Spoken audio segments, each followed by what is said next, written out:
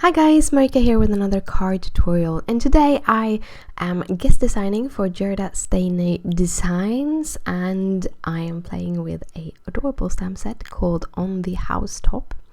So I'm going to use this stamp set with my card, but first I am going to make my background. So I'm using one of my circle stitched dies. It's just a circle die. Makes a perfect little moon. Then I used some tape on the back side to kind of keep the paper in place. I'm only gonna to do the top part because I'm gonna cover the bottom part, so I didn't really need to do that much blending on that.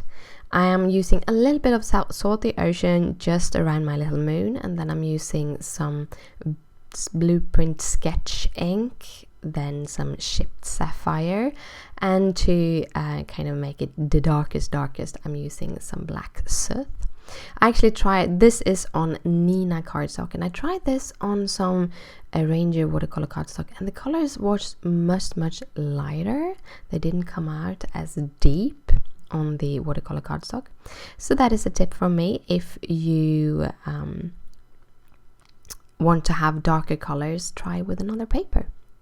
So I did some water splotching on top of that and then dried it off after a couple of seconds, and then I'm gonna finish off the moon. So I'm taking the kind of foam applicator that I'm using for the blueprint ink, and then I'm just doing a little bit of roundness in one of the corners and just adding a little bit of texture with the help of that tool, and it just kind of ended up just the way I wanted it to be. It was very fun and exciting when things do what you want them to do. Then I'm gonna stamp the stamps I'm using. I'm gonna use the little kind of hanging Santa and the chimney. I'm using my Mini Misty, and I'm gonna stamp it in steel gray, my favorite things ink. And I'm using the Mini Misty because these are kind of very detailed stamps, and as you saw on that chimney I missed a little bit, so I'm just going over again with another layer of ink, and they are perfectly stamped. And because I really like my background and I really like the softness of the background, I wanted my characters to be pretty soft too. So I'm going in with some different Polychromos and playing around with them and coloring. And all the colors will be in the description down below. I'm doing a lot of very light layers. So I started with some walnut and then some cinnamon and light flesh, and then ivory. I went in with some dark flesh as the kind of roses on his cheeks, and then I'm going in with a walnut again, then with a cinnamon, then with a light flesh. And I'm doing this as very teeny tiny layers and just building up that color and building up the dimension. That is my huge big tip when it comes to coloring with Polychromos. It takes much longer, and I don't use any kind of blending stumps or stuff. I just let the pens blend because I kind of like having a little bit of texture. See, you can seep it through. But I've seen people making gorgeous stuff when you're blending them, so I'm gonna try that out too someday. But right now I'm just doing layers upon layers upon layers. When it comes to the reds, I'm using the walnut again for the darkest, and that kind of keeps the same tone. Then I'm using I think it is the dark red for the darkest red, then the permanent Carmine for the mid-tone, and for the lightest I'm using deep red. For all the whites and the snow, I'm using warm grays. I'm using number 3, 2, and 1. So the 3 is the darkest. And then for a little bit of extra, I'm adding the white pen where I want my highlights to be. So a little bit of white pen, just a teeny light bit. And the white pen that the Polychromos have isn't that potent, so you can actually add it on without feeling that it kind of looks like you added white, stark white. I'm just adding a little bit to blend out the lightest gray. For the chimney, I'm using some walnut, and I'm using some nougat for the pieces in between those bricks. That's the word. And then I'm using a whole bunch of different oranges. I know it's like Venetian red, I think, Terracotta, Sanguine, some light ombre, maybe? Burnt ombre. It's a burnt ombre. But all the colors are actually in the description down below and on the blog post. So you can just read them there, and I try to group them to what I've been colored. Also try to actually add them in the order of from lightest to darkest.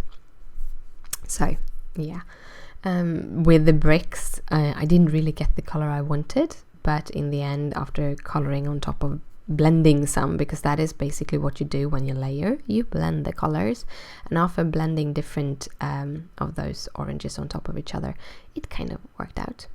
Today I'm fussy cutting close to the edge because I didn't want to have the white border, because I'm gonna have him kind of sitting on top of that chimney, and I kind of like, when you do that, I kind of like to have the black edges so it looks almost like they are stamped together. So that is how it's going to be.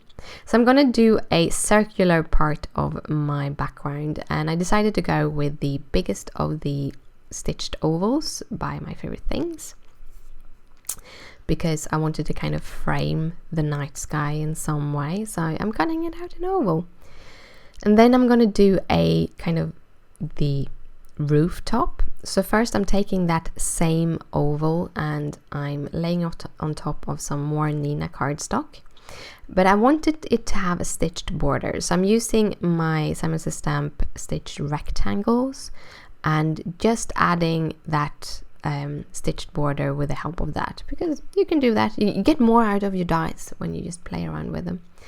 Then I decided I wanted the sentiment onto that rooftop. In the end, I think it actually ends up being a little bit crooked, but hey, it's almost straight. I'm using the same ink as for my character, for my sentiment, which is a beautiful type font. I really like that font.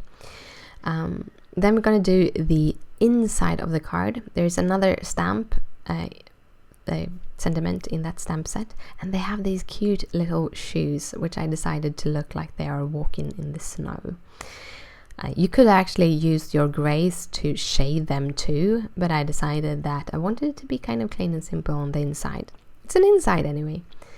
Then I put some tape on the back of the chimney so that I can kind of add the little Santa on top. Then I'm using my foam tape over both the Santa and the chimney, adding a little piece of foam tape on the front side. I haven't removed the back side of the back yet. I'm just positioning him how I want him with that snow hill. Then I'm adding him to the snow hill. I'm adding double layers of foam tape around him, and then I remove all the papers of all the characters and add him and the thing on the snow hill. I added some foam tape behind the circle, and then I added the whole part onto my card base, using some black gel pen for his eyes to make them pop a little. And that was the card for today. I hope you liked it. If you do, please thumbs it up. It means a lot to me. If you have any questions, just comment down below. Down below you find all the details of the card. Here are 2 videos from last year Christmas Happy Holiday series. So if you haven't seen them yet, here you go. Thank you again for watching, and I'll see you later. Bye!